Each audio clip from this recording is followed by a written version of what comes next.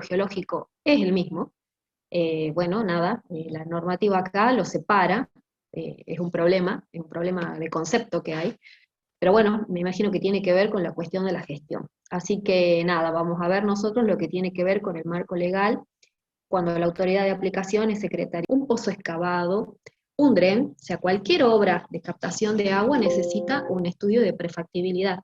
¿Cuál es el estudio de prefactibilidad? Ya habíamos estado viendo, ¿no es cierto?, lo que era la parte de exploración, también hemos visto en geofísica, la aplicación de la geofísica para esto, que también es exploración, y habíamos estado conversando con respecto a que un texto, un informe, tiene que tener formato de estudio de prefactibilidad para que sea una herramienta de gestión, es decir, un elemento de gestión para que yo pueda pedir una autorización.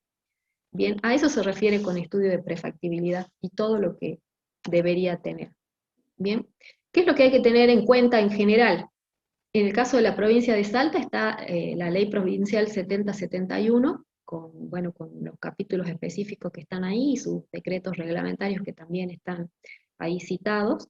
Siempre tengan en cuenta esto, yo se los he puesto en la clase la del Google Classroom, en la clase de perforación, tienen ahí compartido la documentación, porque son, en realidad, yo tenía una copia en papel de la ley y la he escaneado porque quedaba mejor para presentarla, y bueno, el documento se hizo medio largo, así que bueno, está puesto por partes y está puesta ahí la reglamentación completa para que la tengan.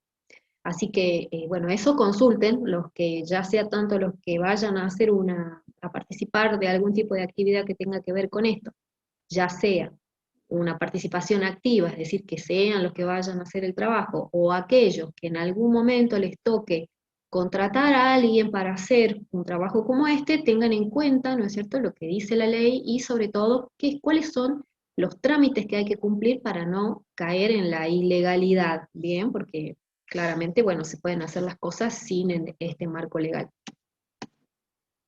Bueno, primero, ¿qué tenemos que saber? Si nosotros vamos a estar al frente de la obra, tenemos que ser el director técnico. Y para ser director técnico hay que inscribirse en la Secretaría de Recursos Hídricos como director técnico. O sea que cualquier geólogo que tenga la incumbencia profesional, ¿no es cierto?, para poder ser un director técnico, para poder ejercer esa función tiene que estar inscrito como tal en la Secretaría de Recursos Hídricos y que tiene, ¿no es cierto?, un pequeño trámite y que es llevar el título de geólogo, ya sea geólogo, licenciado en geología o los equivalentes que tengan la incumbencia profesional para hacer la ejecución y dirección de técnica de pozos. En este caso no solamente es pozos, sino como les dije también están los pozos excavados y los drenes. Y, por supuesto, que recuerden que no solamente es el título de geólogo que nos da la universidad, porque la universidad nos da simplemente el título académico. Quien nos habilita a nosotros para trabajar es un consejo profesional. Si no estamos matriculados en el consejo profesional, hacemos ejercicio ilegal de la profesión, más allá de que tengamos un título de geólogo. Entonces, con esos papeles yo tengo que ir a la Secretaría de Recursos Hídricos y solicitar de que se me inscriba como director técnico. ¿Qué es lo que también hay que tener? Bueno, la empresa perforadora que va a participar, es decir, que va a ser en este caso la otra responsable, también tiene que cumplir con ciertos requisitos, entre esos estar inscrito, ¿no es cierto?, en un registro provincial de empresas perforadoras. Y tiene que inscribirse, por supuesto, en la Secretaría de Recursos Hídricos, y para esos trámites hay que hacer un pequeño pago. No sé de cuánto será, pero tiene, ¿no es cierto?, un arancel. Bien, ¿qué hacemos? Nosotros ya nos hemos dedicado entonces a hacer el estudio de prefactibilidad. Ya tenemos, recuerden que habíamos conversado el otro día, que el estudio de prefactibilidad termina con una propuesta concreta de obra, es decir, ¿cuál es la propuesta concreta? Es un lugar o una serie de lugares donde potencialmente podemos hacer una obra y de la cual tenemos que proponer una profundidad. ¿Por qué? Porque el permiso de perforación se da sobre la base de decir, en estas coordenadas, X y tanto, vamos a hacer un pozo de tantos metros, más o menos el 20%, que es lo que se autoriza. Bien, entonces, esos datos concretos tienen que estar escritos como la recomendación del informe de prefactibilidad, para que cuando yo pida el permiso de perforación y lo escriba, ¿no es cierto? El informe de prefactibilidad actúa justamente como eso, es la documentación respaldatoria de la propuesta que yo estoy haciendo. ¿Bien?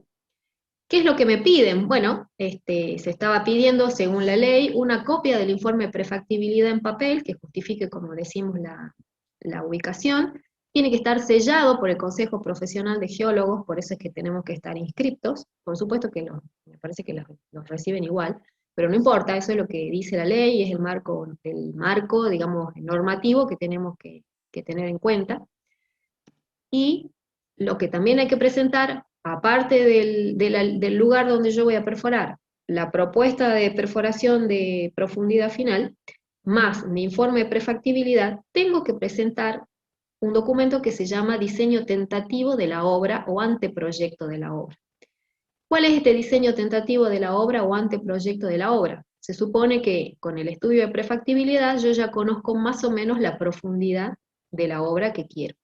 Y el diseño tentativo es un dibujo, un esquema, un gráfico, en el cual yo voy a hacer un dibujo donde voy a poner la profundidad de la obra, voy a dibujar el diámetro que pretendo entubar después el pozo, más o menos una posición en donde mi zona de interés hidrogeológico indicaban que esa era la mejor posición en profundidad para poner los filtros, y les voy a presentar un esquema tentativo de la obra, y eso es todo lo que voy a presentar para que, en este caso, Secretaría de Recursos Hídricos me dé el permiso de la obra o no.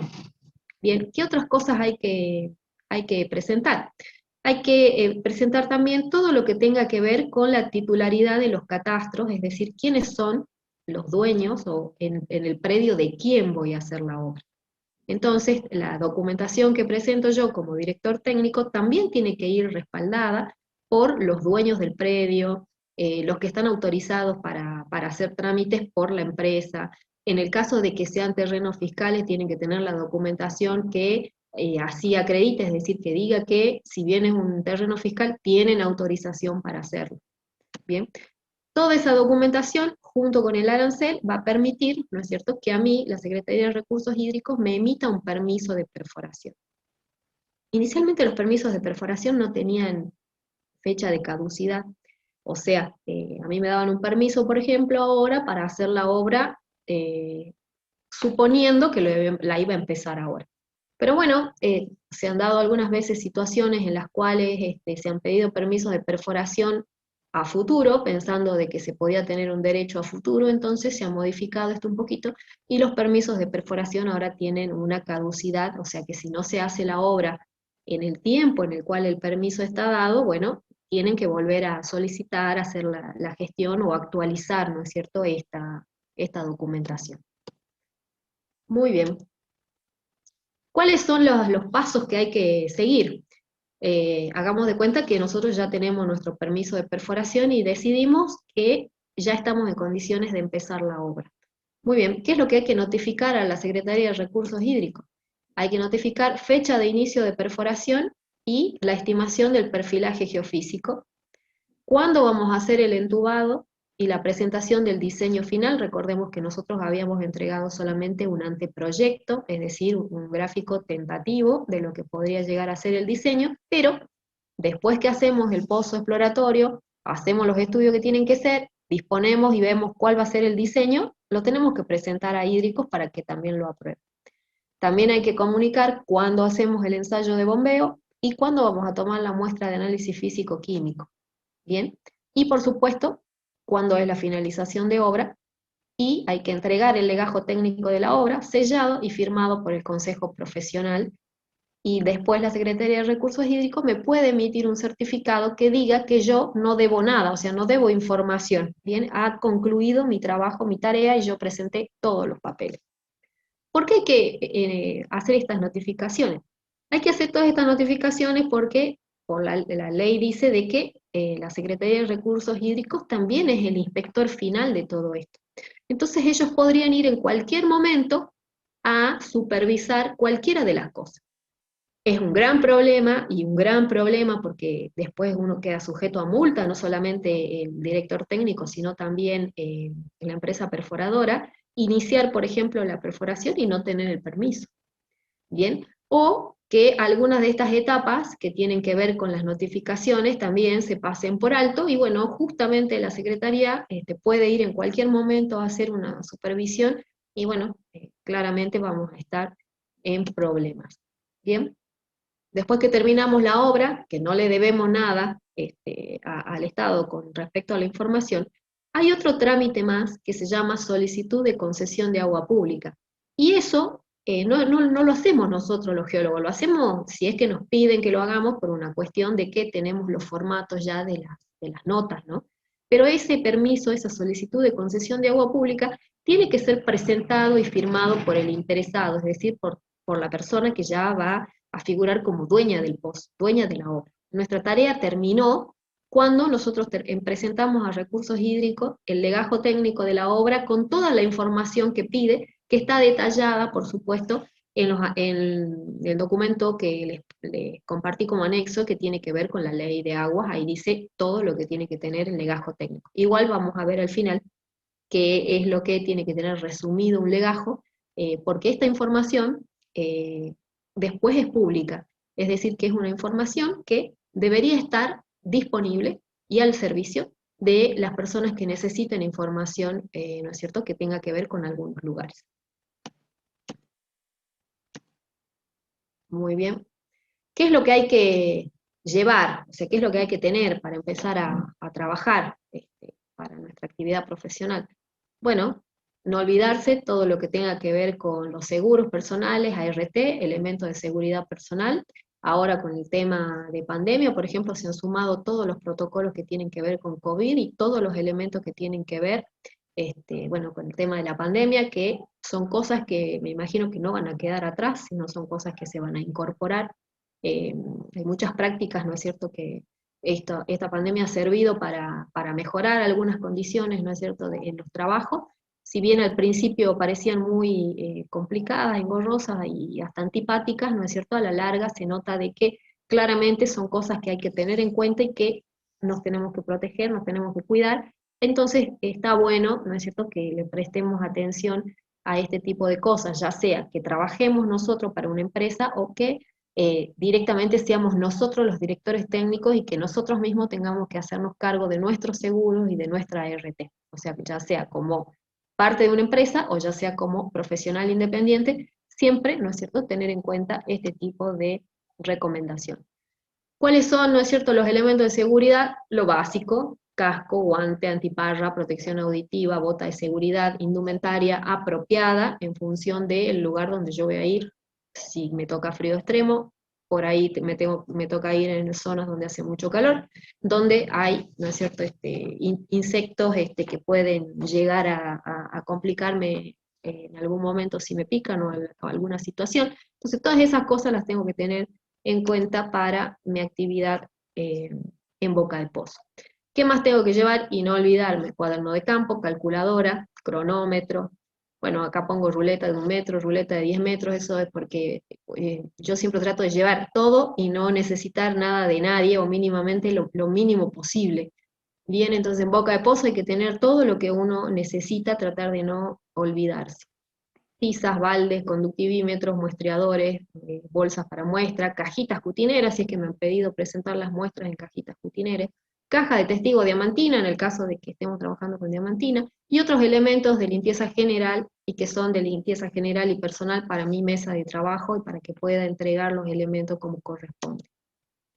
¿Qué más tengo que tener en cuenta? Bueno, tengo que, si yo voy a ser también la persona que voy a hacer el perfilaje geofísico de pozo, de tener una sonda en condiciones que mida lo que, según el objetivo del trabajo, lo que se me pide, o ya tener, ¿no es cierto?, el contacto con las personas que hacen los perfilajes geofísicos, como para que estén disponibles, y tenemos que coordinarlo, porque tenemos un compromiso, ya saben, con hídricos, que tenemos que avisar cuándo vamos a hacer el perfilaje geofísico. Muy bien, no olvidarnos el permiso de perforación, que normalmente lo podemos imprimir y llevarlo y dejarlo, ¿no es cierto?, para probar que estamos haciendo una actividad que es legal.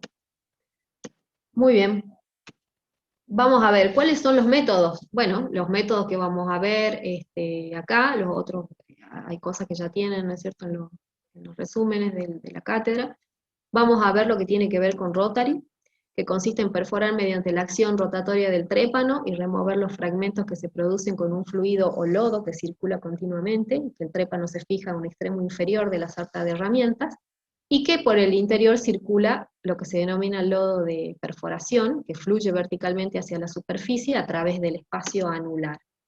Los elementos fundamentales, ¿no es cierto?, de un equipo de rotación están los que se denominan de perforación, que están constituidos por la cabeza de inyección, vástago, mesa de rotación, las barras de sondeo, portamecha y trépano, los elementos de suspensión y transporte que corresponden a la torre, los motores de accionamiento general montados normalmente en un camión, y los de circulación que están compuestos por el reservorio de lodo de inyección, que pueden ser piletas, pueden ser tanques, depende, la bomba lodera, mangueras flexibles, y es muy importante la bomba, conocer de la bomba lodera el caudal, porque es el que nos va a permitir hacer nuestro cálculo de tiempo de retorno.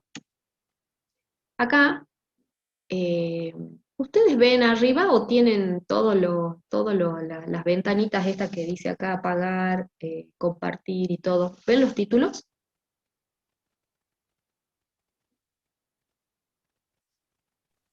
Sí se ve, profe. Ah, bueno, porque yo no los veo, entonces porque a mí me sale la barra esta de, que si la, no sé si cómo correrla, me sale la barrita esta donde dejo de compartir y cosas, entonces no leo el título, pero bueno, no importa. Ahí lo que estamos viendo son algunos elementos, ¿no es cierto?, del sistema de rotación. Fíjense que en la foto vamos a ver las de arriba, la de arriba a la derecha, tenemos ahí unos cuantos trépanos, no sé si lo pueden ver, para la parte de atrás hay otras herramientas más, hay unas barras de sondeo cerca que se ven de la rueda del camión. La foto que está a la izquierda también es es un trépano, si lo ven al trépano está lleno de material, eso es porque se sacó y quedó ahí, después es el material que es lo último seguramente que se estuvo perforando, eso se limpia. Y por debajo, al lado, ¿no es cierto?, de lo que es a ver si con los puntos lo ven, este es el vástago, este es un vástago a sección cuadrada y esa es parte de la mesa de rotación que salió cortada ahí en la foto. Si vemos acá abajo, fíjense acá en la inferior de la derecha, ahí se ve una torre, ¿sí? Justo está cortada también para que se vea el extremo de la torre, se ven parte de las mangueras, acá están las barras, estas son las barras de sondeo o las barras de perforación que se utilizaron, y acá en la otra foto de al lado, ahí se ve un poquito mejor el vástago con la mesa de rotación apoyadas, ¿no es cierto?, acá al costado de la máquina. Estas son algunas fotos, hay muchas más. Y ahí empezamos con el problema de que no pasan las diapositivas por tanta foto. Bueno, vamos a tener que hacer plan B.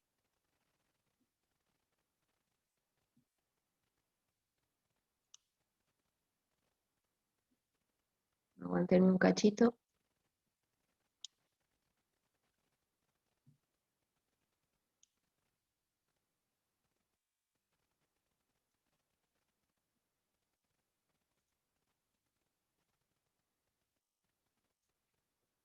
Bueno, lo vamos a tener que ir pasando así, porque si no, no lo vamos a poder ver bien.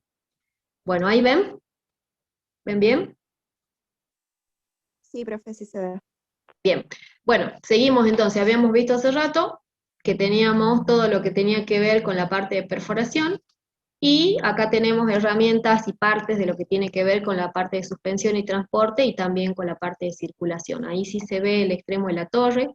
En este caso, ya vamos a ver después, lo que se está viendo es una tarea de entubado, es decir, esto que está acá es un tramo de la cañería, la persona que está ahí arriba está recibiendo el tramo del entubado y que la va a ubicar luego en posición vertical para poder bajar ese tramo. Acá se ve parte, ¿no es cierto?, de que son las mangueras y la cabeza de inyección, y acá en el extremo de abajo se puede ver una parte del circuito, porque está justamente por detrás de la máquina, esta es la misma obra. En esta parte, ¿no es cierto?, es ya un circuito que quedó infuncional, incluso fíjense que ya está desbordado, porque acá, como ya estamos en la etapa de entubado, acá se supone que ya se ensanchó el pozo, entonces ya hay mucho más material, y algunas veces, ¿no es cierto?, en ese momento, esta parte, que son la parte de los circuitos, la parte de las piletas, quedan ya completamente, ¿no es cierto?, con material. Acá fijémonos también, este es otro tipo de equipamiento en otro pozo, en otra obra, este que estábamos viendo acá, esto en los Valles Calchaquíes, esto fue una obra en el cono de Yacochulla, pero esto es en un ambiente salar de la parte catamarqueña al sur, ¿no es cierto? Precisamente el salar de Antofalla, y lo que se puede ver, la parte del circuito, por eso es que separé estas fotos para mostrarles. Fíjense que acá no se hizo nada en el piso, o sea, no se cavó ningún circuito en el piso, lo que se hizo fue utilizar todo por arriba con estos dispositivos que hacían como de piletas, y ahí se ve también mejor acá, en esta vista acá del costado de la pileta, cómo, ¿no es cierto?, todo esto era ya en superficie, no había nada del suelo para abajo. Y esta herramienta que está acá, en la foto acá de la derecha, es lo que se denomina una zaranda vibratoria, es algo que se mueve, que vibre, que hace que se separe el material del lodo, en este caso el lodo de perforación. Bien, vamos a ver un poquito, ¿qué es lo que nosotros hacemos en Boca de Pozo? Bueno, en Boca de Pozo el geólogo se ocupa de hacer el perfil litológico. Para hacer el perfil litológico necesitamos calcular el tiempo de retorno, necesitamos luego hacer el muestreo, la cantidad de muestra que vamos a juntar es de medio kilo a 1 kilo de muestra por metro, si es que es posible. Algunas veces, bueno, no se puede muestrear esa cantidad. ¿Para qué necesito esa cantidad? Necesito esa cantidad sobre todo en los horizontes en los cuales yo detecto que pueden ser acuíferos, porque esa muestra es la que yo después voy a tamizar, y con esa muestra, si es que es posible, después que vea el perfilaje de que yo le voy a poner filtro, voy a necesitar determinar el tamaño del prefiltro que va a ir enfrentado a ese paquete, a esa sección litológica, y voy a necesitar diseñar el filtro para ese prefiltro. Entonces, por eso necesito una cantidad importante de muestra, y por supuesto que esté bien muestreado. ¿Qué significa bien muestreado? Que corresponda a la profundidad que estoy trabajando, o sea, la profundidad que yo creo que estoy perforando o que yo estoy tomando la muestra, y que a la vez el material que yo recibo sea un material que me sirva para hacer el diseño. ¿Eso qué significa? ¿Qué significa que el material me sirva?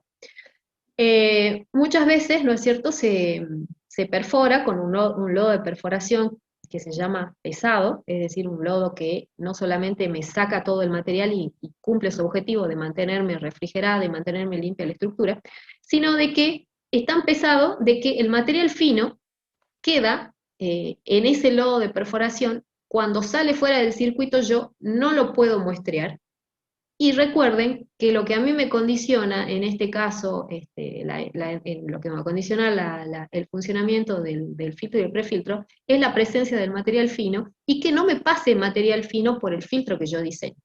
Entonces, si yo tengo un lodo de perforación pesado, y ese material fino me queda en todo este lodo, y que yo no lo puedo muestrear, yo no voy a saber que está, o no lo voy a dimensionar proporcionalmente como corresponde, y voy a poner por ahí una abertura de filtro y de prefiltro más grande de lo que necesitaría, y por ende al final, ¿en qué va a terminar eso? En que me va a entrar material sólido al pozo, y cosa que yo no quiero. Bien, al principio, cuando haga el desarrollo del pozo, sí, me va a salir un poco de material, pero después eso ya debería parar. Si eso no sucede, es porque claramente hay un problema de diseño. Entonces yo tengo que no solamente saber muy bien de dónde viene la muestra, sino haberla tomado como corresponde para que me sirva para el diseño. La otra cosa que tengo que tener en cuenta es el caudal de la bomba. ¿Por qué? Porque también el caudal de la bomba es un parámetro que necesito para poder calcular mi tiempo de retorno. ¿Qué más voy haciendo? Bueno, voy controlando la conductividad eléctrica del lodo de perforación, más si estamos por trabajar con pozo para agua, para abastecimiento. Recordemos, ustedes ya saben de geofísica, que cuando hacemos los perfilajes geofísicos necesitamos un lodo de perforación que la conductividad del lodo esté aproximadamente a 2000 microsiemens, que si hacemos un equivalente, más o menos estamos pensando en 1500 miligramos litro de sales totales, y ese es el límite de potabilidad, por lo menos para la normativa nuestra. Entonces, para poder después decir si un paquete que es acuífero realmente puede llegar a tener agua con valores de sales totales por debajo, por lo menos cercanos a ese valor de 2000, yo necesito tener un patrón para comparar.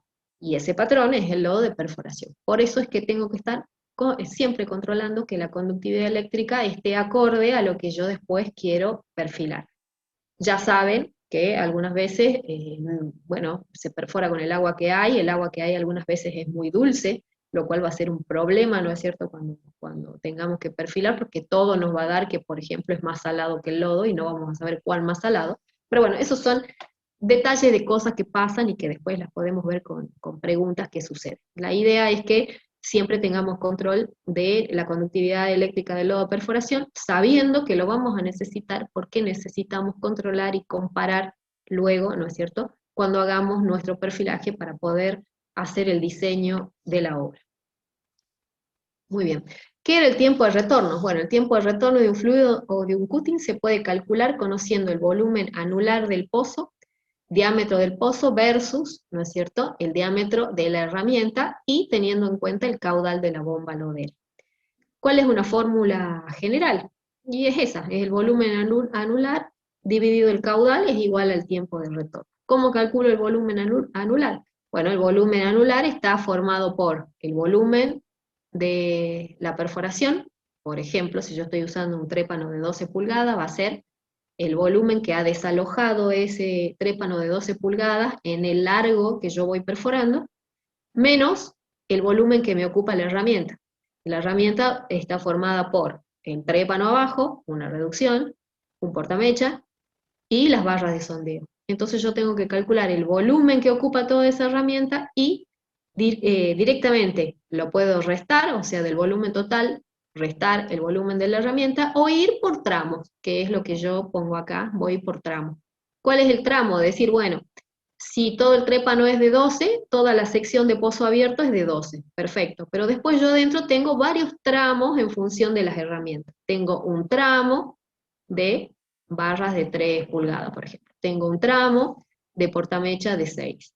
Tengo un tramo final, o un tramo inicio abajo, que está formado por el trépano y la reducción. Entonces yo ahí puedo dividir también en 3 subsecciones, ¿bien? Y sacar un volumen de cada una de esas secciones.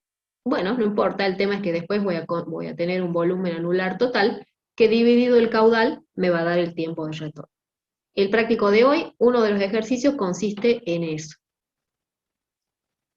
Bien. El ejercicio dice, calcular el tiempo de retorno del cutting proveniente de una profundidad de 100 metros, sabiendo que la bomba lodera está trabajando un régimen de 15 metros cubo hora y que el diagrama de pozo es el siguiente. De 0 a 100 metros tengo un diámetro de 12 pulgadas, o sea que el pozo abierto va a ser de 0 a 100 metros, o sea 100 metros con diámetro de 12, ese es el volumen del pozo abierto. Y la herramienta adentro tengo trépano más reducción, que son 75 centímetros, 6 metros de portamecha de 6 pulgadas, y el resto barras de sondeo de 3,5. Muy bien, voy a tener que hacer entonces el dibujo de lo que es el pozo abierto, adentro la sarta de herramientas, restar los volúmenes y sencillamente aplicar la fórmula porque el caudal está expresado y está dado. Bien, muy bien, vamos a ver acá un poquito. A ver si ahora sí. Bueno, si yo estoy en boca de pozo, ¿qué tengo? A ver, tengo mi cuaderno de campo, que ya dije que lo necesito sí o sí, tengo que ir anotando metro a metro la litología que voy obteniendo luego de aplicar la fórmula de tiempo de retorno. Si me piden que guarden una cajita cutinera, tendré que ir, ¿no es cierto?, como la cajita que está ahí, llenando un detalle de cada una de las muestras, pero a la vez también tengo que ir guardando, ¿no es cierto?, las muestras en las bolsas que corresponden, como están puestas ahí, con la nomenclatura que corresponde a la profundidad, porque seguramente esas las voy a necesitar si es que tengo que hacer, por lo menos con este tramo, el diseño del pozo. En la foto del medio pueden ver no solamente el cuaderno de campo, algunos elementos, sino que también se están tomando algunas medidas en el lodo de perforación, que es lo que decíamos hace rato, que también tenemos que controlar las propiedades del lodo de perforación. En ese caso, bueno, teníamos la suerte, en uno no teníamos casilla y en la otra sí, por eso es que está tan limpio y está dentro de una casilla. En el ejemplo de abajo, que es también parte de las otras que ya les mostré, fíjense que en este caso hay una cajita cutinera, son unas cajas muy pesadas porque son de metal, pero estas lo que tienen, ¿no es cierto?, es que si se fijan están separaditas todas como unas cajitas, entonces todas las bolsas que vamos preparando también las podemos ir poniendo ahí en una parte, o lo que se hace en realidad es, cuando se toma la muestra en boca de pozo, se va llenando estos en un orden, por supuesto, para no perderse en cómo viene la mano y cuál es el orden de la muestra, hasta que se secan, y cuando se secan recién se embolsa, ¿no es cierto?, para que quede, bueno, es que no solamente más prolijo, sino que después sea más sencillo hacer el tratamiento con el tamizado. Bueno, en este caso es un ejemplo también ya de las cutineras completas. Fíjense cómo la nomenclatura en la tapa de la cutinera va indicando cuál es la profundidad, y es un detalle, es como si de cada bolsita, estas que tenemos acá en la foto de arriba, hubiésemos puesto un poquito de muestra, entonces nos queda resumido el pozo, el log del pozo nos queda resumido, ¿no es cierto?, en unas cajitas con poco espacio, porque el problema es cuando ya estamos por ejemplo, si solamente vamos a estar trabajando en perforación y tenemos, ¿no es cierto?, que guardar, nosotros ser depositario de las muestras, en algún lugar tenemos que poner todo esto, necesitamos un depósito. Así que normalmente las muestras para lo que sea diseño, que se guarda en bolsa, se utilizan hasta el diseño, algunas veces se descartan y solamente se guarda como un resumen las cajitas cutineras. En otros momentos, bueno, se pide que se guarde todo o que se entregue a quien corresponde, por eso es que eso tiene que estar en condiciones como para poder entregar como parte, ¿no es cierto?, no solamente la obra, sino también la información. Bien. ¿Qué hacemos? Después que hacemos todo lo que es la parte de control geológico de pozo, porque hemos llegado ya a la profundidad que habíamos estimado, la parte que toca, ¿no es cierto? Ya tenemos todas las muestras, ya tenemos toda la litología levantada por nosotros, es decir, la que hemos hecho como resumen en boca de pozo. Tenemos que hacer los perfilajes geofísicos. Normalmente no significa que no haya otros para hacer, ahora cada vez hay más herramientas para aplicar. Hacemos resistividad, normal corta, normal larga, potencial espontáneo, por ahí alguna otra herramienta que nos suma también para poder tener una mejor decisión. ¿Qué es lo que se hace? La valoración de toda esa información. ¿Y eso qué significa? Es tomar la decisión de realizar o no la construcción de un pozo dentro de ese pozo de exploración, es decir, ya construir un pozo de explotación. O sea, poniéndole ya una cañería y pensando, ¿no es cierto?, en que eso ya va a ser una obra, que le voy a poder poner una bomba y que voy a poder obtener algún caudal. Muy bien, veamos un poquito. Estas son, como saben, hay muchas herramientas ya, hay mucho tamaño de herramienta. Este es un ejemplo de una herramienta. Si ven, la están bajando ahí, esa es una sonda. Ese es un tipo de herramienta, hay otras más. Ahí está colgada, fíjense que se ve la persona acá está sosteniendo el cable, acá está bajando la sonda, y lo que va a hacer es ubicarla acá en la boca del pozo o en el lugar donde se está tomando de cero. ¿Cuál es el cero? ¿No es cierto? El mismo cero que nosotros utilizamos para tomar la medida de profundidad cuando íbamos perforando. Bueno, ahí también va a ser el cero de nuestro perfilaje, y se baja la herramienta. Hay dos maneras: algunas veces se toman los datos mientras se baja la herramienta, y otras veces se llega hasta el fondo y se va tomando los datos a medida que se va levantando la herramienta. Los dos, por supuesto, son totalmente válidos. Ahí, como ven, del otro lado de la persona que está agarrando acá el cable, está la persona que maneja el carretel. Esto se los muestro porque son ejemplos sencillos, de equipamientos sencillos y de poco tamaño, pero hay, ¿no es cierto?, equipos de perfilaje de otra envergadura. En este caso, bueno, les estoy mostrando ahora pero podemos tener otros equipos más. Seguramente el profesor en la teoría les ha mostrado otros ejemplos de tipo de equipamiento para perfilaje de pozo.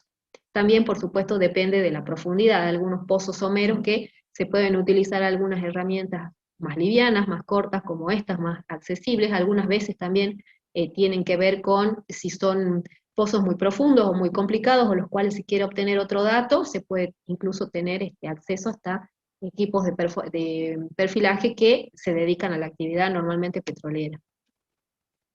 ¿Cuál es un resultado de un perfilaje? Bueno, un resultado de un perfilaje es una cosa como esta. Acá, en este resumen, en este gráfico, fíjense que hay un log litológico que está a la izquierda, que es el que hemos ido levantando nosotros en boca de pozo, en el cual tenemos una secuencia que normalmente tenemos que saber reconocer qué es lo que puede ser permeable de lo que no puede ser permeable, o sea, qué podría ser acuífero y qué sería un acuitardo o sería un acuicludio, por ejemplo. Entonces esos pases los tenemos que tener presente y tenemos que tenerlos bien tomados. Y tenerlos bien tomados depende de haber tenido un buen desarrollo de todo lo que es el tiempo de retorno y haber tomado las muestras como corresponden en la profundidad que corresponde, porque se supone que cuando yo baje la herramienta geofísica y ya tenga mis perfilajes, lo ideal es que coincidan. Y yo problema cuando las cosas no coinciden. Cuando no coinciden, no solamente no va a coincidir el pase acá, eso es lo de menos.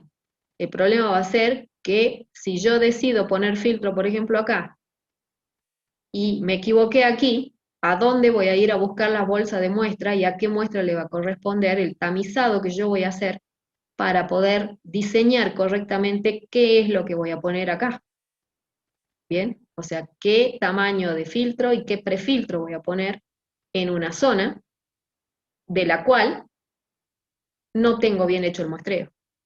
¿Bien? Ahí cobra ¿Profe? importancia. Sí, Perdón, tengo una duda porque yo alguna vez vi un testigo de perforación por diamantina donde sí, se podría, digamos, determinar fácil el contacto, ¿no es cierto?, litológico entre, por ejemplo, esa arena y esa perita.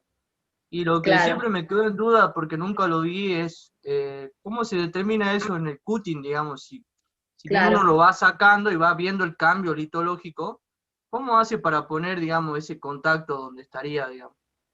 El cambio, bueno, diamantina es una cosa, el muestreo por diamantina es una cosa, en el cual, por supuesto, cada una de los logs de diamantina tiene un porcentaje de recuperación, algunas veces no se recupera mucho, otras veces se recupera algo, eh, uno lo puede ver, pero bueno, el tema de elección de la diamantina, cuando vos tenés material que está suelto, normalmente la recuperación no es buena, ni es la suficiente, y algunas veces en esa muestra de diamantina, lo que puede estar, ¿no es cierto?, como una muestra de acuífero, de una unidad, por ejemplo, arenosa, que está relativamente suelta, es muy probable que no la muestres en la diamantina.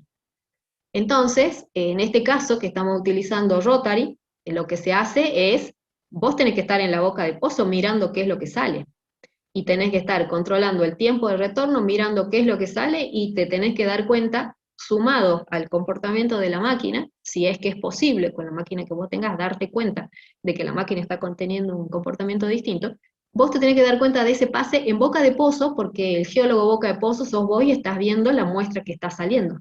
Entonces, darte cuenta de que pasás de una arena a una arcilla tendría que ser una tarea no muy complicada si es que el lodo de perforación está en condiciones para que vos lo veas.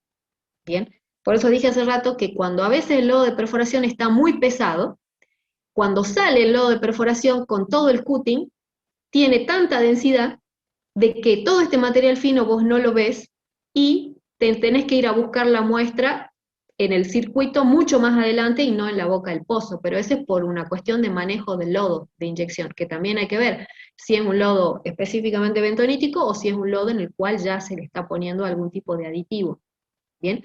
Pero si está bien muestreado, vos te tendrías que dar cuenta en boca de pozo si es que tenés pases. Ahora, es posible, acá porque hay un ejemplo que tiene pases, pero sabemos perfectamente bien que, por ejemplo, en algunas zonas de incluso el mismo Valle del Lerma, hay secuencias en las cuales no son los pases netamente que vos pasás de una arena a una arcilla. En una de esas es toda una arena arcillosa.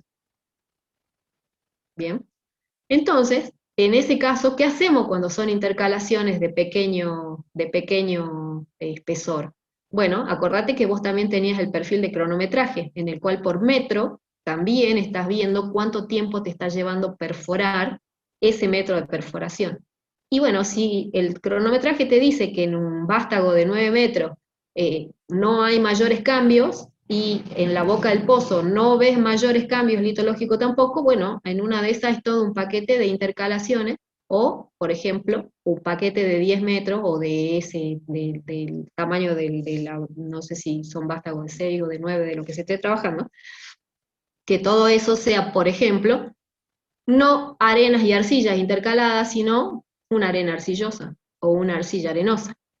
O eso, intercalaciones que no son netos los pases. ¿Bien? En las que se puede ver, son notorias. Y en muchos ambientes, bueno, eso no, y son partes de la incertidumbre que hay que tener en cuenta. Ahora, lo que a vos no te puede pasar es que claramente vos tengas en el perfilaje algo que te indica que es una arena y que tu litología no tengas ninguna arena. Entonces ahí son dos posibilidades, o tenés mal muestreado o hay un problema con el perfilaje. Y entonces ahí, bueno, ahí se peleará el geólogo con el geofísico y dirá quién tiene, o el geofísico tiene que revisar su sonda, o el geólogo tiene que revisar su metodología de toma de datos en boca de pozo. ¿Bien? Gracias, profe. Por favor.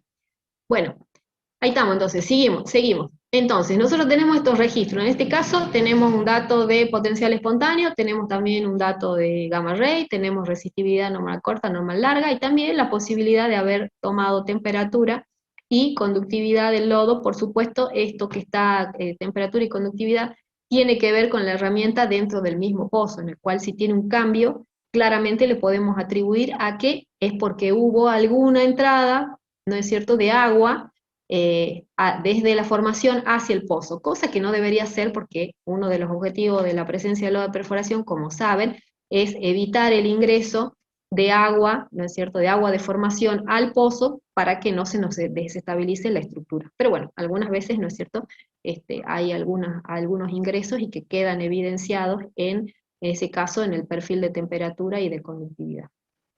Muy bien, si yo lo miro así el perfilaje, con ese registro, veo que tengo 2, 3, 4, 5 unidades que no son arcillas o limos, o sea que podrían llegar a ser unidades acuíferas. A la primera, si fuese una unidad acuífera, yo no estoy sabiendo el nivel, y si fuese eso un acuífero, y no conozco el nivel, yo debería estar inundada.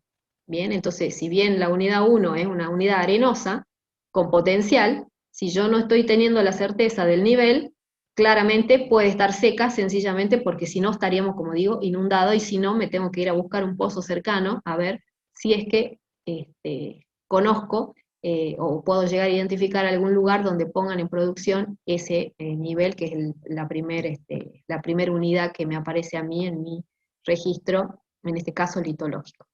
Muy bien.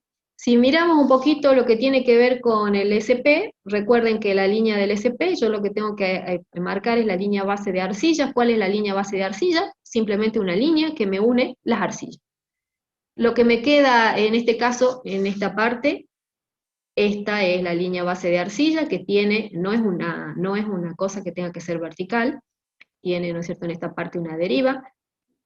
En este tramo, ¿no es cierto?, me está uniendo y me está representando este paquete de arcilla, y luego la uno con la arcilla que sigue, la uno con esto. Y entonces ya me queda dibujado este tramo.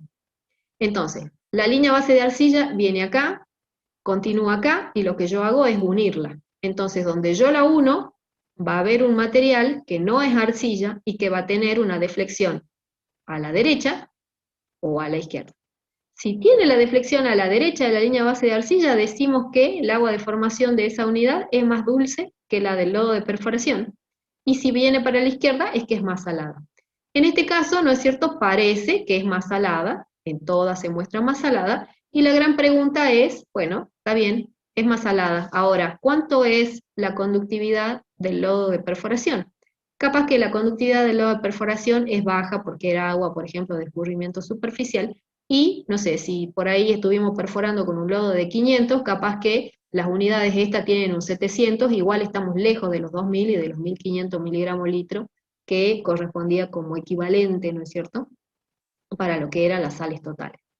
Si vemos un poquito lo de las resistividades, fíjense que hay un registro de resistividad normal corta, normal larga. La normal larga es la que me investiga adentro de la formación, la normal corta me investiga muy cercana a la zona invadida. Esto de la corta, teóricamente, en teoría, me está tomando solamente la zona invadida, y la larga, en teoría, me está tomando zona no invadida. Pero bueno, como sabemos, eso va a depender de la permeabilidad, ¿no es cierto?, y de cuán invadida esté la zona.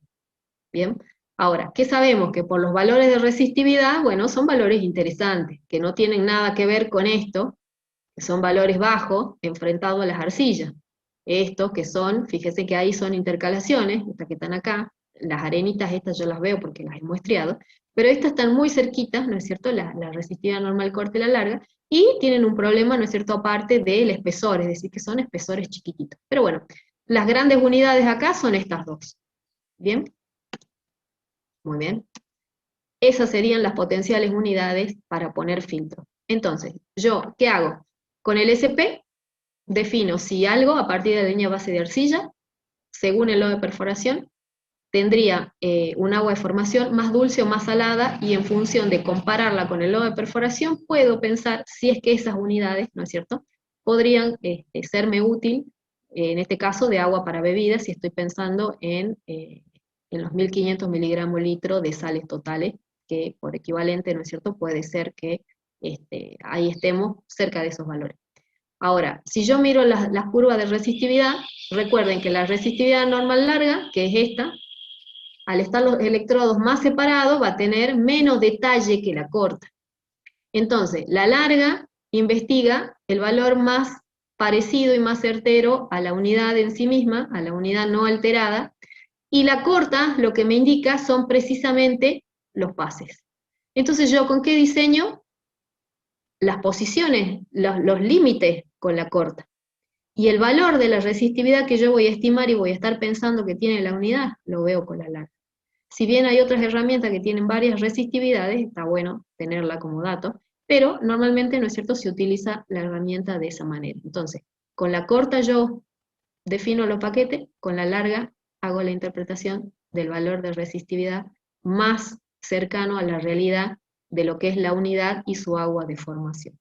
Fíjense que acá el perfil de temperatura y el perfil de conductividad también me están indicando que claramente hay alguna entrada de agua, lo cual me corrobora de que esto, ¿no es cierto?, no es impermeable, no es algo que esté actuando como un acuiclubio.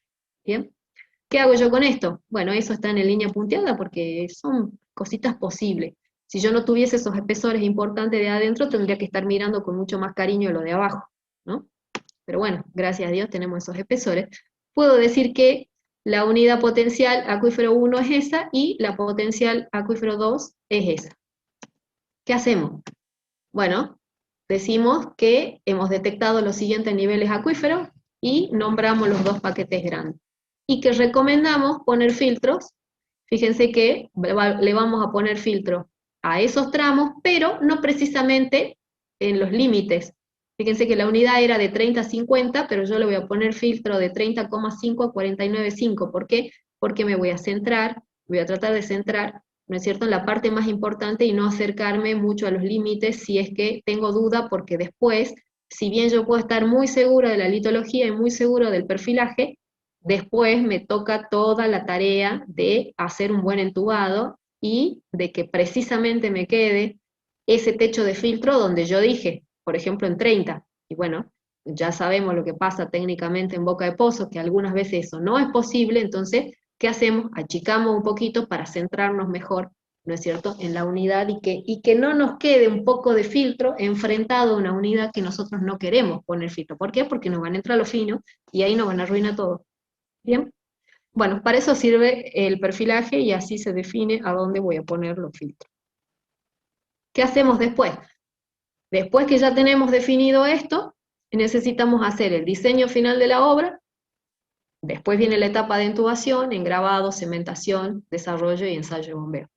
Ahora, más allá de saber dónde van los filtros, necesito hacer un documento, ¿no es cierto?, primero para entregar y decir, bueno, este va a ser mi plan definitivo de obra, pero antes de eso, yo ya sé dónde voy a poner los filtros, lo que me falta es definir el tamaño de ese filtro y fundamentalmente el tamaño del prefiltro que va a acompañar a ese filtro. ¿Bien? O sea que después nos quedan otras etapas más. Bueno, vamos a ver entonces. ¿Qué es un diseño de pozo? Diseño de pozo entonces significa escoger los factores dimensionales apropiados para la estructura de este y los materiales que yo voy a utilizar para su construcción. La eficiencia de la obra, es decir, ya vamos a ver qué significa eficiencia, Dice que está fundamentalmente condicionado por dos cosas. El diseño de la obra en sí misma, donde se puede considerar insuficiente superficie filtrante, es decir, si yo tengo un espesor lindo de acuífero, pero decido poner, no sé, la mínima cantidad de filtro porque no quiero gastar tanto, entonces no quiero ponerle todo el filtro que podría llegar a poner, porque, por ejemplo, elegí mal la abertura del filtro y el prefiltro, eso también, ¿no es cierto?, va a ser un error de diseño. Y después, lo que tiene que ver con la construcción del pozo es, por ejemplo, la puesta de filtros en lugares donde no corresponde, y cuando ya termino de hacer toda la construcción de la estructura, cuando tengo, por ejemplo, un mal desarrollo o el pozo no termina del todo bien limpio como debería estar para el final de la obra, y eso ya vamos a ver en el ensayo de bombeo que se suma, ¿no es cierto?, lo que se denomina pérdida de vida al pozo. Bien, ¿cómo definimos el material prefiltrante? Bueno, la colocación entonces del prefiltro consiste en colocar grava o arena seleccionada, que todo eso se llama prefiltro, entre lo que es la cañería, la zona que tiene filtro, y las paredes, ¿no es cierto?, la unidad acuífera. ¿Cuál es el objetivo? Justamente que nos entre agua de formación al pozo, pero el prefiltro y el filtro lo que nos hacen es, el prefiltro frena la formación, y el filtro me sostiene el prefiltro. Entonces yo lo que tengo que obtener es cuál es el tamaño de ese material que yo voy a poner entre la unidad acuífera y la cañería, para que yo tenga la mayor ingreso de agua posible con el menor ingreso de material sólido desde la formación. ¿A dónde va puesto eso? Justamente ese espacio se denomina espacio anular. ¿Bien? Bueno, una parte de la teoría dice que en algunos casos no es posible, o sea, es posible no usar prefiltro. Por lo menos de lo que yo conozco, todo lo que hemos hecho siempre hemos puesto prefiltro. Toda esa parte de cuáles son ejemplos en los cuales no se usa prefiltro también lo tienen desarrollado en la teoría. ¿Qué vamos a ver ahora? ¿Qué hora es? Ya son las 5. Bueno, vamos a ver, dentro de los métodos para determinar este prefiltro, vamos a ver el que utilizamos en la clase, que es el método de Johnson. ¿Bien? Hay otros más. Todo lo que tenga que ver con los conceptos de la determinación, esto del prefiltro, también tienen ahí muy explayado en la parte teórica del práctico y en la parte teórica en sí mismo, y directamente vamos a pasar a que veamos cómo se hace, que es lo que ustedes tienen que hacer. Bueno, dice que el método de Johnson entonces utilizamos un gráfico, un papel, con escalas aritméticas. ¿Bien? El eje en las abscisas representa la medida de las mallas de los tamices, con origen en 0 y que aumenta hacia la derecha, y el de ordenadas representa los valores porcentuales acumulativos retenidos sobre los tamices de 0 a 100%, aumentando hacia arriba. O sea que es una curva como muchas de las granulométricas que ustedes han utilizado, nada más que, bueno, hay que tener la precaución de poner, ¿no es cierto?, en los ejes y las unidades en las que pide el método. ¿En qué consiste esto? En que la unión de los puntos obtenidos con este procedimiento da lugar a una curva granulométrica del sedimento. En este caso es del cutting. ¿De qué? ¿El cutting de qué? De esos niveles que yo había determinado que eran acuíferos. En el caso del perfilaje que vimos hace rato, por ejemplo, podrían haber sido del acuífero 1 y 2. ¿Qué es lo óptimo? Bueno, acá vamos a hacer ejemplo de una muestra, pero cuando uno lo hace en boca de pozo tiene que hacer el tamizado de todas las muestras y de todos los paquetes que considere que lo tiene que hacer. Hay algunos pozos, cuando uno consulta el legajo, que se han hecho por ahí 20 tamizados de 20 tramos, ¿no es cierto?, tramos filtrantes, para determinar a ver cuál es el tamaño de filtro y prefiltro que se pone. Entonces, ¿cómo se hace? Vamos a ver directamente, esto lo tienen escrito, así que vamos a ver, bueno, ahí está, ahí estamos haciendo un tamizado en boca de pozo, porque en esa oportunidad tuvimos la suerte de que, como era una campaña grande que se estaba haciendo en el Chaco, había disponibilidad de material. Si bien ya teníamos, ¿no es cierto?, el tamaño, el diámetro de las cañerías, había varios tamaños de filtros disponibles y también prefiltros para esos filtros. Y bueno, lo que hicimos fue, ahí nomás en el lugar se tamizó como para poder elegir de eso que teníamos, a ver si se podía entubar y utilizar el material que había disponible en la zona. Así que por eso, si no, lo que se hace es, se tamiza, se prepara todo, y después que se tiene, ¿no es cierto?, después que se tienen los resultados de cuál es la abertura de filtro y cuál es el prefiltro que hay que comprar, recién se manda a la empresa perforadora para que ellos, ¿no es cierto?, compren el material si es que no lo tienen, y bueno, hay un tiempo de espera hasta que están en disposición esos materiales, porque no se pone cualquier cosa, se pone las cosas en función, ¿no es cierto?, del análisis granulométrico que hicimos. Entonces, por ejemplo, este es el ejemplo que ustedes tienen. ¿Qué hacemos? Tenemos la pila de tamices, tenemos ya, ¿no es cierto?, lo que hemos pesado luego que hemos hecho el tamizado, los porcentajes que corresponden a eso, el porcentaje acumulado retenido o el porcentaje acumulado pasante. Bien, en este caso lo que vamos a utilizar es el porcentaje acumulado retenido. Y la pregunta es concreta: ¿cuál es el tamaño del material prefiltrante y cuál va a ser la abertura de filtro para ese material prefiltrante? Entonces, recordemos de vuelta, la pila de tamices, el tamiz número 5 correspondía, ¿no es cierto?, a las granulometrías más gruesas, en este caso 4 milímetros, y como conocen ya, la pila de tamices es la misma que se utiliza siempre, con las divisiones, ¿no es cierto?, y la cantidad de tamices acorde para que podamos trabajar en este caso. Lo que siempre tenemos, que en este caso está faltando, que no está puesto porque el dibujito no lo tenía, es el tamiz de 1,5. Tamiz de 1,5 es un tamiz que no está acá en la pila esta, que es el dibujo esquemático, pero normalmente tenemos el tamiz de 1,5 porque es importante, ¿no es cierto?, fundamentalmente para el diseño, ¿no es cierto?, de obra. ¿Qué hacemos? Entonces, volvamos. Teníamos un papel en el cual, en el eje de las X, el tamaño de las partículas, el milímetro, y que crece hacia la derecha, y en el eje de las Y teníamos el porcentaje acumulado retenido. Entonces, por cada muestra que hemos tamizado, por cada paquete que hemos tamizado, trazamos nuestra curva. ¿Ven los puntitos? Sí, profe, se ven bien. Perfecto. Bueno, esos son los puntos entonces de la curva que corresponde a la curva en este caso de Cutting, de la primera muestra que estamos analizando. ¿Perfecto? ¿Qué es lo que se hace? Lo que ya saben, la misma curva granulométrica que han hecho un montón de veces, en este caso en un papel, para aplicación del método. ¿Qué hacemos con esto? Dibujamos una curva. Perfecto. Esa curva entonces es la curva del material que corresponde a nuestro acuífero, es nuestra curva de Cutting. ¿Qué hacemos con eso? Le calculamos y miramos el coeficiente de uniformidad. A ver, bueno, ese es el valor que nos da 3,2. ¿Listo? ¿Qué hacemos con eso? ¿Cuál es el paso que sigue? El paso que sigue en la metodología dice que, presten atención, de esta curva que yo he visto, que yo tengo, que yo he graficado, de mi curva de muestra de campo, tengo que leer a qué valor corresponde el 70% del acumulado retenido. Entonces, ¿qué hago? Me vengo a 70%, toco mi curva y me fijo a qué tamaño corresponde. Bien, eso es lo primero que hago. Me fijo cuál es el valor que corresponde al 70% del porcentaje acumulado retenido. Ese valor, ese 70%, la teoría dice que yo lo puedo multiplicar por 4, lo puedo multiplicar por 5 o lo puedo multiplicar por 6 para construir mi curva de prefiltro.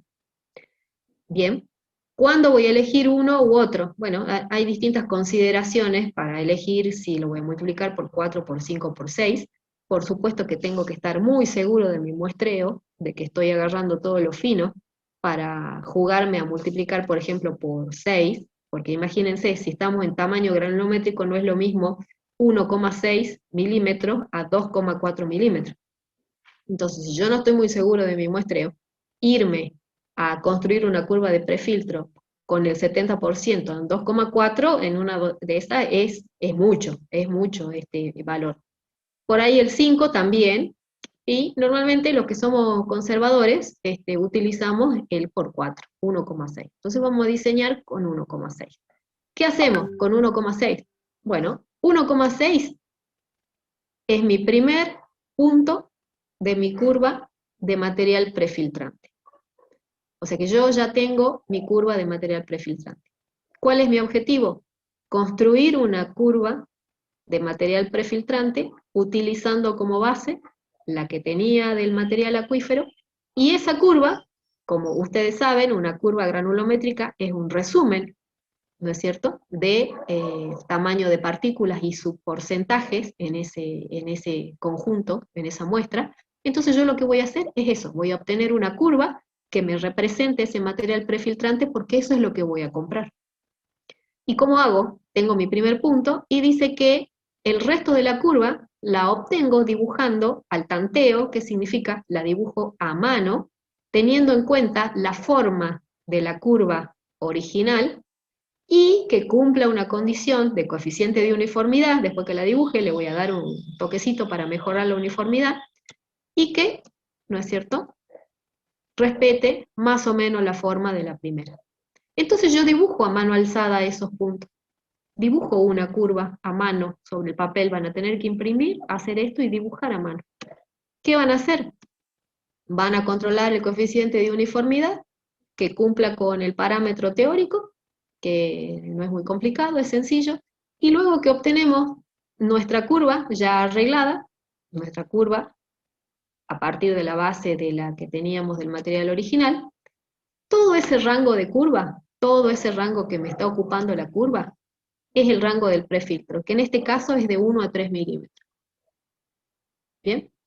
Ahora, ¿cómo yo determino el tamaño del filtro? El tamaño del filtro corresponde al 90% de la curva del prefiltro. Entonces, en esta misma curva, yo me vengo acá al 90 y, perdón, el 90, este es el tamaño, ¿no es cierto? 1 milímetro, en este caso sería 1 milímetro acá, acá está un poquito más acá, porque dice tamaño de filtro 1,1, pero yo lo que compro es de 1 milímetro porque el filtro, ¿no es cierto?, viene de 1 milímetro, de 1,25, de 1,5, bueno, de 0,5, si no, ya lo tengo que hacer pedir, ¿bien? Pero lo más probable es que en este caso me conviene hacer, no voy a poner uno de 1,5, porque 1,5 es más grande. En todo caso, si me tengo que aproximar a algo que ya esté disponible y que se venda, ¿no es cierto?, y que no me tengan que preparar porque me lo van a cobrar más caro, aparte no tiene mucho sentido hacerme hacer un filtro de 1,1, directamente pido filtro de 1. Entonces, ¿cuál es la respuesta a esto? Que para esta muestra yo necesito un rango de prefiltro de 1 a 3 milímetros y le voy a poner un filtro de 1 milímetro. ¿Bien?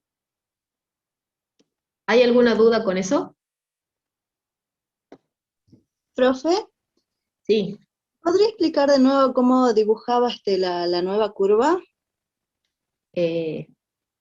La verde. La verde es así, o sea, el primer punto es ese. El segundo punto lo que tengo que hacer es, respetando la forma de la curva original, o sea, la curva del material granulométrico, dibujo una al tanteo. Al tanteo significa a mano, significa que pongo los puntos, la dibujo, y me fijo si cumplo el coeficiente de uniformidad.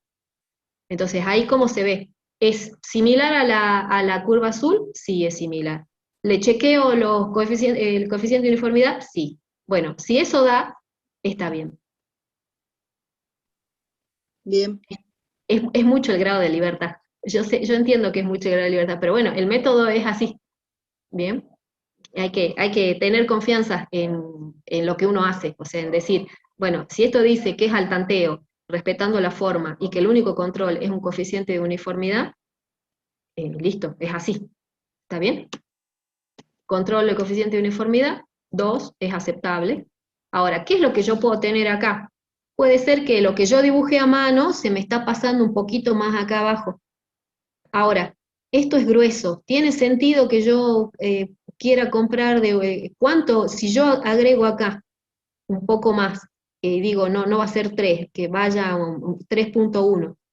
No voy a comprar prefiltro hasta 3.1. Viene preparado, o por ahí está más sencillo de comprar de 1 a 2, de 1 a 3, de 2 a 4, bien, si quiero comprar de 2, bueno, de 2 a 4. Bien, esas son digamos, si bien el prefiltro yo lo puedo pedir y que me lo preparen, las variedades, digamos, lo que es comercialmente, que ya por ahí haya copiado, son entre esos rangos. Entonces no cambia en nada que yo acá me pase un poquito en 3.1, ¿bien? O sea, no me va a cambiar el rango de lo que yo voy a comprar, ¿bien?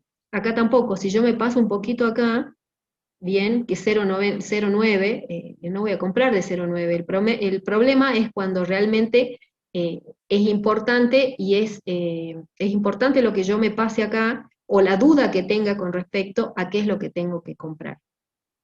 Otra cosa, uno siempre va a tener duda con esto, fundamentalmente porque nunca lo han hecho. Y porque esto se va teniendo confianza en la metodología y en cómo hacerlo a medida que más ejemplos hago. Entonces ustedes ahora lo tienen que aprender como, bueno, es la metodología que se hace y lo que los hacen tienen ejercicio de esto constantemente haciendo porque están constantemente haciendo este tipo de ejercicio y no con una muestra, sino con muchas. Bien. Y esta metodología funciona bien así. Yo entiendo que la duda es sobre la base de que, claro, de que es un solo ejemplo. Pero bueno, podremos buscar muchos ejemplos y así todos siempre van a haber dudas. Siempre van a haber dudas porque la primer duda mía es si está bien muestreado. Profe, Sí, le hago una pregunta con respecto al coeficiente de uniformidad. sí, No sé si yo no escuché bien o no me quedó muy claro. En uno da 3,2 en la curva sí, material y en la curva sí, del prefiltro 2,0. Usted dijo que yo me tengo que sí. fijar en el coeficiente de uniformidad para saber si lo estoy haciendo bien. Sí, en ¿Cuál realidad es vos la lo que está. relación? Sí, más que una relación, es decir, el coeficiente de uniformidad, viste, lo que te indica es cuán uniformes son los granos. O sea, si yo la veo más acostada a la curva, es porque tengo muchos rangos participando. ¿Bien? Y el coeficiente de uniformidad lo que me hace es ajustar un poco más los rangos, es decir, que se parezcan más. ¿Bien? Entonces, mientras más, digamos, parada esté la curva, el coeficiente de uniformidad, porque los valores van a ser más cercanos, ¿no es cierto? El coeficiente de uniformidad va a ser de este valor. En cambio, en este que es más alto, fíjate que la curva está más como aplastada, o está abarcando varios rangos más granulométricos, mientras que esta no, esta está más acotado. Para eso es el coeficiente de uniformidad, es para que no pongamos una curva en que este rango sea muy amplio, ¿bien? Perfecto, profe, ya Entonces, entendí. yo parto de esta, porque vos fíjate que, mira la cola que tiene esta de grueso. No tiene sentido esta parte. Bien, es más, y si uno ve el porcentaje, ¿qué porcentaje tiene? Mira, o sea, si bien son tamaños importantes, llegan a 4, acá tenemos el 10%, eso no llega ni a 2%, entonces amerita que a mí me modifique lo grueso que yo necesito de esto cuando lo que yo necesito frenar es lo fino. Entonces, incluso hasta esta curva yo la debería haber cortado acá. Bueno, de hecho que eso lo hacemos. Cortamos porque esto es grueso. O sea, el grueso, el material grueso a mí no me va a generar problema. El problema a mí me va a generar si es que yo no miro bien esto, que es justamente lo que involucra mi 70%. ¿Para qué? Porque yo lo que tengo que fijarme bien es este 90%. ¿Por qué? Porque este material que yo tengo en la formación va a ser frenado por este material más grueso que tiene que tener sus tamaños proporcional a esto. ¿Bien? El ejemplo que yo siempre les digo es lo siguiente: si yo tengo una unidad acuífera que está compuesta por bolillas de vidrio y pelotitas de ping-pong, ¿bien? Yo necesito frenarlo con algo que tenga pelotas de tenis, ¿bien? Y dentro de entre cada una de las pelotas de tenis, el espacio que me queda, algunas de ping-pong, ¿bien? Pero yo no tengo que dejar espacio para que las bolillas que eran de la curva esta, me pasen de largo. Me pueden pasar algunas nada más, que son las que yo voy a sacar en la etapa de desarrollo, ¿bien? Pero tengo que hacer una mezcla de tal manera que me frene todas esas unidades que son más pequeñas. Me van a dejar pasar algunas para que se genere el entorno del pozo, como se dice, uno desarrolla para que los material fino que está en las inmediaciones yo lo pueda sacar y me genere un entorno permeable. Bien, bárbaro. Eso es una cuestión metodológica. De ahí a tener un error, un problema, y que constantemente me esté saliendo material, ese es un error de diseño. ¿Bien? ¿Está claro? Sí, profe. Perfecto. Bueno, entonces, ese es el rango que compro, y ese es el tamaño de filtro que compro también. ¿Bien? Muy bien. Ahora, hay una parte que dice cuál es el anteproyecto que tengo que hacer. ¿Por qué? Porque yo tengo que, como dijimos, hacer un documento. ¿Por qué? Necesito un documento de gestión para darle primero a la empresa perforadora para que prepare todo lo que necesitamos para hacer el entubado, para terminar, y después voy a necesitar, ¿no es cierto?, hacer mi informe final para entregar a la autoridad de aplicación. Entonces, dice que en este caso, vamos a hacer la idea completa. El pozo El Mollar va a ser totalmente penetrante, de 100 metros de profundidad. Va a ser realizado en un acuífero libre con 80 metros de espesor saturado. El diámetro final de la perforación es de 19 pulgadas y el diámetro exterior del entubado es 12, entonces ya vamos fijando, ¿no es cierto?, cómo va a ser nuestro esquema. Decimos que se va a colocar una columna de 2 metros como anillo de cemento desde la superficie. Vamos a comprar grava o prefiltro de origen Paraná o Río Cuarto. Los filtros van a ser ranura continua galvanizado y los caños ciegos de hierro, y vamos a colocar un piezómetro de 3/4 pulgada, y lo que tenemos que hacer es el gráfico del diseño de la obra y enumerar los elementos y actividades que hay que solicitar para el entubado, lavado y desarrollo posterior. ¿Cómo hacemos todo eso? Eso es un gráfico, claramente. Es un gráfico en el cual nos resume las cosas, y las cosas que nos resume son estas. Por medio de la presente, esto es una nota que se hace, este es un documento que nosotros hacemos. Dice, por medio de la presente enviamos el diseño final del pozo, para la localidad, la que sea, en el cual hacemos la lista de lo que necesitamos y de lo que se debe hacer. Habíamos dicho que la cañería iba a ser de 100 metros. ¿Bien? Bueno, nosotros vamos a pedir que se ensanche hasta los 105. ¿Por qué? Porque así nos queda abajo un poco nos queda un espacio perforado, para que cuando bajemos la cañería, en el caso de que llegue a caerse material de las paredes, vaya a ese lugar. Bien, y no, si hacemos hasta los 100 y bajamos la cañería, es muy probable que la cañería no llegue a 100, sino que haya un embanque abajo y que tengamos que sacar la cañería con el posible daño que significa tirar la cañería después. Entonces, si vamos a hacer algo de 100 metros, en este caso, pedimos, ¿no es cierto?, que hagamos un ensanche de 5 metros más abajo. Con diámetro final de 19, o sea, 19 pulgadas es el diámetro del ensanche final. ¿Por qué? Porque si habíamos hecho con 12 pulgadas el pozo, después vamos a hacer 15 pulgadas, vamos a ensanchar a 17 pulgadas y después a 19, para que podamos poner una cañería de 12 pulgadas y poder poner en el espacio anular entre la formación y la cañería, poder poner el material prefiltrante. Entonces, si vamos a entubar en 12 pulgadas, vamos a ensanchar en 19 para que nos quede ese espacio anular. En ese espacio anular vamos a poner prefiltro seleccionado de origen Paraná, de 1 a 3 milímetros, que lo acabamos de diseñar. También necesitamos 8 metros cúbicos de prefiltro de relleno, que ya vamos a ver en qué zona se puede poner material de relleno. En las zonas en las cuales no hay filtro, no hace falta poner material de origen seleccionado Paraná, porque es caro, se puede poner otra cosa. Necesitamos cemento para hacer un dado superior de protección. Disperse, que es un dispersante bentonítico, que es para las etapas cuando ya terminemos, para que facilite la limpieza. Filtros de 1 milímetro de abertura, en este caso, por los metros de perforación y los metros que hemos decidido en el diseño, y con el perfilaje vemos que con 30 metros va a andar bien, galvanizado, porque seguramente hemos quedado con el cliente que íbamos a comprar este caño, que él iba a comprar caño galvanizado, así que respetamos lo que se acordó. Y tenemos 70 metros de cañería para piezómetro, ¿no es cierto?, que son de 3/4 y que ya vamos a ver dónde se ubican. Y juegos descentralizadores, que lo que van a permitir el centralizador es que esta cañería, cuando la bajemos, no se nos pegue a las paredes del pozo, ¿no es cierto? Y que si se nos pega la cañería a la pared del pozo, en ese lugar no entra prefiltro, porque va a estar pegadito, el espacio anular tiene que estar limpito, es decir, el pozo exploratorio, el pozo ensanchado, y la cañería por dentro, no pegándose a ninguna pared, así se puede poner bien en lo que sea el prefiltro. Bueno, ¿qué es lo que se hace? Una pequeña resumen de cómo es la cañería. Acá, ¿qué es más 4? 40 centímetros por arriba de la superficie, 69 metros de caño ciego, de los 69 a los 99, ahí están los 30 metros de filtro, y de los 99 a los 103 vamos a poner, ¿no es cierto?, nuestro caño cola,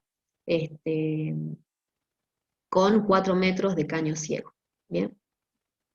Bueno, ¿qué es lo que más se pone? Si es que hace falta, que bueno, que la cañería es ajustada a presupuesto, o sea, y más sobre todo si hay un pliego de especificaciones técnicas, cómo tiene que estar preparada, las notas, ¿no es cierto?, que se ponen en estos textos tienen que ver con eso, para que todo funcione, en el momento en que se vaya a entubar, todos los materiales en boca de pozo, y bueno, todo lo que hay que controlar se controle antes, se controla en el taller, y bueno, ya cuando vemos que está todo bien, recién se lleva a la locación. Y bueno, y finalmente también lo que hay que ver es si es que la bomba que la empresa perforadora tiene es acorde a poder hacer el desarrollo de esa obra y luego hacer el pedido para que corresponda a ensayo de bombeo. Bueno, todo ese texto se resume en un dibujo. ¿Bien? Este es el dibujo que hay que hacer. Este dibujo representa todo lo que hemos dicho. Primero hemos dicho que el acuífero el pozo es totalmente penetrante. ¿Que es totalmente penetrante? Habíamos dicho que llegábamos, ¿no es cierto?, a hacer un pozo en toda la sección acuífera y nos quedamos en las arcillas abajo. ¿Bien? Bueno, después dice que tiene 80 metros de espesor saturado, claramente es la parte de abajo, o sea que el nivel está ahí bien puesto en 20 metros. Bien, o sea, estos son 80 metros de espesor saturado. Ahora, ¿qué dice la teoría? Que para un acuífero libre, bien, si yo tengo este espesor de unidad, lo que se pone filtro es de la mitad a un tercio. O sea, yo, ¿no es cierto?, voy a poner filtro de la mitad, o sea, si esto es el espesor del acuífero, y esta es la mitad, voy a poner filtro desde la mitad o hasta un tercio. Bien, dependiendo de cuánto voy a deprimir yo esto cuando bombee, para que no ocurra qué cosa, para que yo no me venga por acá, por acá, por acá, y me queden los filtros al aire. Entonces, si yo tengo un acuífero libre en el cual el nivel está acá, la única manera de que yo le ponga filtro a todo esto no es utilizando hierro que se oxide, sino utilizando, por ejemplo, PVC, o utilizando acero inoxidable. En este caso, por lo que vamos a utilizar, vamos a poner los filtros, como dice acá, de un medio a un tercio. En este caso, bueno, esta es la mitad, un poquito menos. ¿Bien? Por eso es que está puesto y son 30 metros de filtro. Fíjense que la parte filtrante termina en 100 y el caño cola, si nos metemos acá hasta los 103 y habíamos hecho el ensanche hasta 105, y acá calculamos que lo vamos a llenar de prefiltro, pero bueno, es muy posible que cuando estemos haciendo ya el entubado esto esté lleno con otro material. Este prefiltro, que es la grava esta que vamos a comprar de Paraná, de 1 a 3 milímetros, si yo tengo el filtro hasta aquí, hasta los 69 metros, fíjense que voy a poner una columna importante de prefiltro más arriba. ¿Por qué? Porque esto se va a sentar después, ¿bien? Y lo que no quiero es que si yo pongo justito, y acá he rellenado con otra cosa, a frente del filtro me quede un material que no corresponde. Entonces yo, cuando haga mi cálculo, voy a hacer un cálculo, voy a dibujar, voy a sacar un volumen y voy a calcular eso, de que me voy a ir un tramo por encima del filtro para que no ocurra esa situación. Este es el cañito piezométrico, es donde vamos a medir después los niveles, fíjense. En un acuífero libre esto se puede poner aquí o lo podemos poner aquí abajo. Bien, en acuífero confinado, bueno, podemos poner en otro lugar, depende del diseño. Bien, en este caso puede ir ahí, significa que si yo llegara a bajar el nivel de agua hasta acá, hasta ahí lo voy a poder medir. Si baja un poquito más y ya estoy tocando los filtros, acá arriba ya me va a estar indicando cuando yo baje acá una sondita, de que me estoy acercando a los filtros, entonces ahí peligro, no tengo que seguir bombeando porque me van a quedar al aire el filtro. Bien. Para eso entonces es el cañito piezométrico, para hacer esa medida. Bueno, 12 pulgadas tiene la cañería. Fíjense que 12 pulgadas tiene la cañería y habíamos dicho que el ensanche va a ser en 19, o sea que tenemos todo este espacio anular para rellenar, y habíamos dicho que necesitábamos cemento para hacer este dado de cemento protector acá arriba. ¿Y qué más? Bueno, nada, hay que hacer bien el cálculo de decir, bueno, si yo voy a poner 30 metros de filtro acá, ¿cuánta cañería ciega corresponde que yo compre para esta parte? Bien, para la boca de pozo me quedan 40 centímetros, y por supuesto esto tiene que estar acondicionado con tapa, tanto el pozo como el piezómetro. Bien. Bueno, repasemos. ¿Qué trámites había que hacer? La parte legal, perfiles durante la perforación, perfiles posteriores a la perforación, valoración de la información y decisión de construir el pozo de explotación, el diseño, que tiene que ver con la selección de cañería, selección de prefiltro, selección de filtro, posición de los tramos, diámetro de cañería, posición de piezómetros, tramo de cementación, otros materiales. Luego de todo esto, y luego que bajemos la cañería en el pozo, viene, luego que tenemos todo esto preparado, toda esta parte de lo que de todas las actividades que vamos a hacer, viene la etapa de ensanche, es decir, pasamos del pozo exploratorio al pozo ensanchado para poder construir adentro el pozo de explotación, el entubado, es decir, cuando ya bajamos la cañería, engravado y colocación de prefiltro, la cementación en el tramo que corresponda, colocación de dispersante bentonítico, que va a ser para facilitar la limpieza, el desarrollo del pozo, es decir, el desarrollo del pozo es cuando ya ponemos una bomba a que empiece, ¿no es cierto?, a movilizar nuestra agua del acuífero y a sacar primero el lodo de perforación y luego el material sólido que pueda llegar a pasar por ese prefiltro para que se limpie también toda la estructura que está llena de lodo de perforación, para finalmente hacer el ensayo de bombeo, que vamos a hacer hidráulica de pozo, ensayo de recuperación, y una toma de muestra de agua. Finalmente vamos a hacer el acondicionamiento en boca de pozo con la plataforma de cemento de protección que corresponde a la zona de protección 1, limpieza del predio y abandono del sitio. Eso sería, ¿no es cierto?, un resumen de las actividades o como la receta, lo que se hace en este tipo de tareas. Bastante, por supuesto, resumida, porque cada cosa habíamos visto que tiene muchas cosas, ¿no es cierto?, a tener en cuenta.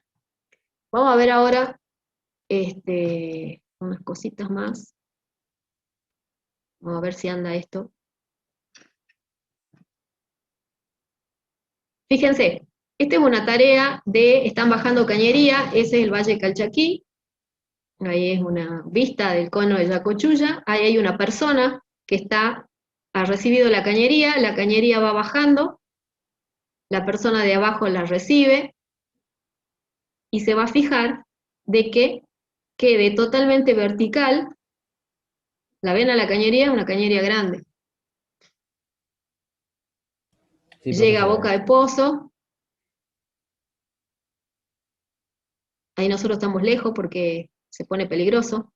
Ahí se le escapa el guinche ahí a la persona, menos mal que tiene casco. Fíjense que ahí van a enganchar.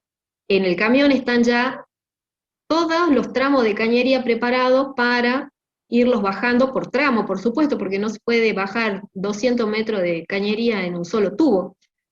Entonces se va bajando por tramo. Entonces ahí se levanta la cañería en el orden, por supuesto, que corresponde, y está marcado cuál es la parte que va hacia arriba. Bien, no vamos a poner al revés, o sea, no vamos a poner lo que era filtro arriba porque nos va a quedar todo descolocado. La persona muy hábil, muy ágil, toma la cañería, la ubica con la que ya bajó. Las personas abajo, fíjense que nivelan, controlan la verticalidad. En este caso, ¿no es cierto?, tienen que soldar, ahí les está indicando para que la verticalidad, para que después no haya problema y baje bien la cañería, porque si eso no entra muy vertical, después hay que sacar todo, porque la próxima cañería no va a bajar. ¿Por qué? Porque se va a pegar a la pared. Bien, entonces esto hay que ser muy prolijo en cada uno de los tramos que se va bajando.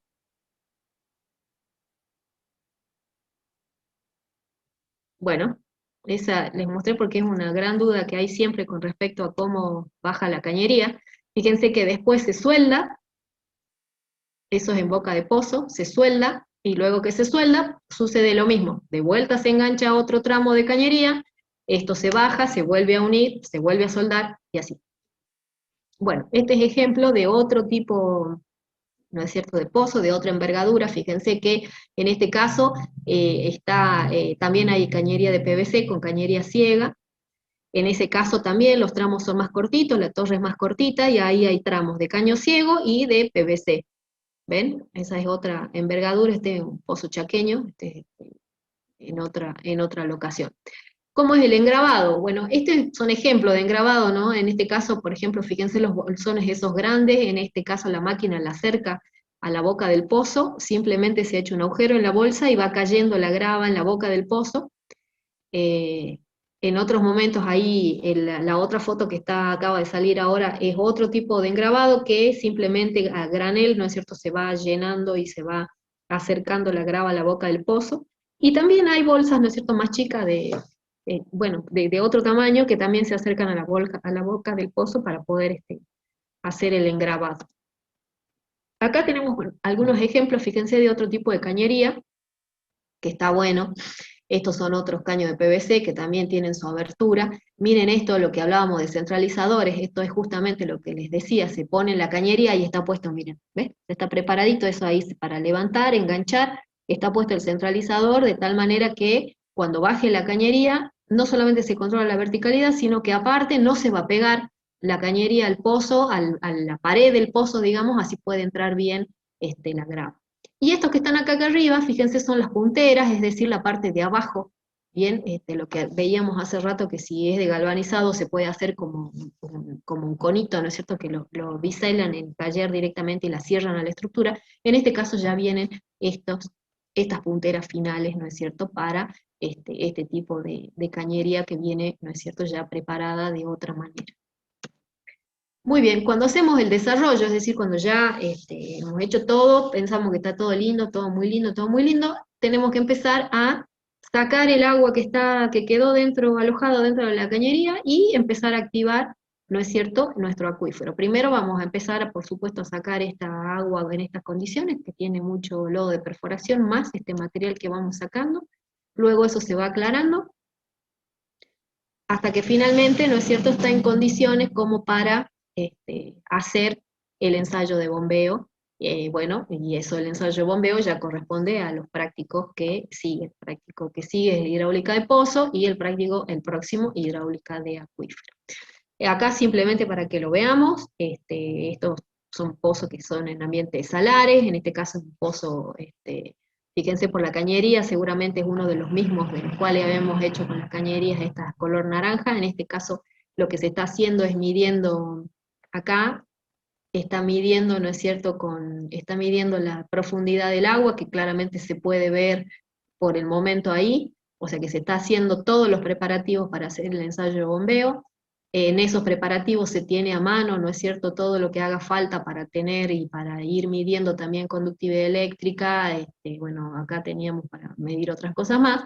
Y bueno, acá al final, ¿no es cierto?, fíjense que el pozo tiene que estar por acá, al final se tira la manguera esta o la manga esta lejos, pues ya vamos a ver cuáles son los principios de ensayo de bombeo, no tiene que estar cerca esto del lugar como para hacer una buena medida. Y bueno, acá es el sitio de aforo, que puede ser con algunos de los sistemas que hemos visto que se puede aforar en función de la envergadura del caudal que estamos sacando. ¿Y a qué nos referíamos cuando decíamos que necesitábamos el cemento para acondicionar la boca de pozo y luego hacer la limpieza y el abandono de sitio? Nos referíamos a esto, que la boca del pozo tiene que quedar en condiciones, ¿no es cierto?, para que no le ingrese absolutamente nada complicado, ningún tipo de contaminación, ni nada a la estructura. Tiene que tener su tapa. En este caso lo mismo, este dado de cemento es bastante más grande, es su primer plataforma. Acá claramente tienen que tener, ¿no es cierto?, otra zona de protección, que ya vamos a ver cuáles son las zonas de protección a la vuelta de los pozos, depende de dónde estén.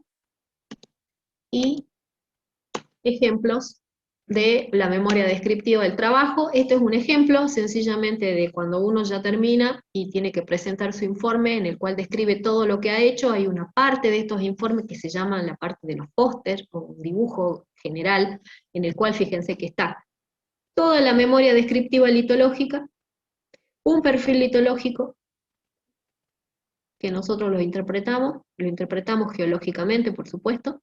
Acá, este es perfil de cronometraje, este es el perfil del SP, porque acá se pone la conductividad del lodo para que cualquiera lo pueda evaluar. Recuerden que esto es información pública, entonces la idea es que esto forme parte, ¿no es cierto?, de la información disponible para que los que lo necesiten lo puedan consultar. Esta es un perfil de resistividad normal corta, normal larga, en la cual se puede ver claramente, qué hermoso acá el ejemplo, fíjense que esto es lo que se ha puesto en producción, que no tenía nada que ver con esto, que claramente son secuencias arcillosas superiores, y acá seguramente son secuencias acuíferas también, pero en una de esas esto tenía agua que no estaban en condiciones, ¿no es cierto?, que la podamos poner en producción. Muy bien, acá se han puesto muchísimos metros de filtro, fíjense, acá en el dibujo del diseño quedan ahí los metros, cuál es base, cuál es techo de cada uno, se pone el diámetro, ¿no es cierto?, se ponen los materiales, se pone qué tipo de grava o prefiltro se ha usado, si se ha puesto dado de cemento, o por ejemplo se selló acá con arcilla, se pone si acá se ha usado material también de relleno, otro tipo de material de relleno. Bueno, todas las especificaciones del diseño y la boca del pozo se pone. También se pone cuánto quedé yo por encima, es decir, el brocalcito este, cuánto me quedé yo por encima, y acá tiene, ¿no es cierto?, también el piezómetro. Bien, por otro lado, se resume la información del análisis físico-químico, donde están todos los parámetros listados que podemos llegar a medir. Fundamental, cosas básicas que hagan a que yo pueda definir si un agua es potable o no, o sea que me tengo que fijar, el Código Alimentario Argentino, que es lo que se pide. También se pueden agregar, por ejemplo, acá el RAS, la clasificación de Wilcox, o sea, si esto va a ser, si se puede utilizar para cultivo. Vamos a hacer un resumen de los datos hidráulicos, que ya vamos a ver en ensayo de bombeo, cómo hacemos la parte de hidráulica del pozo.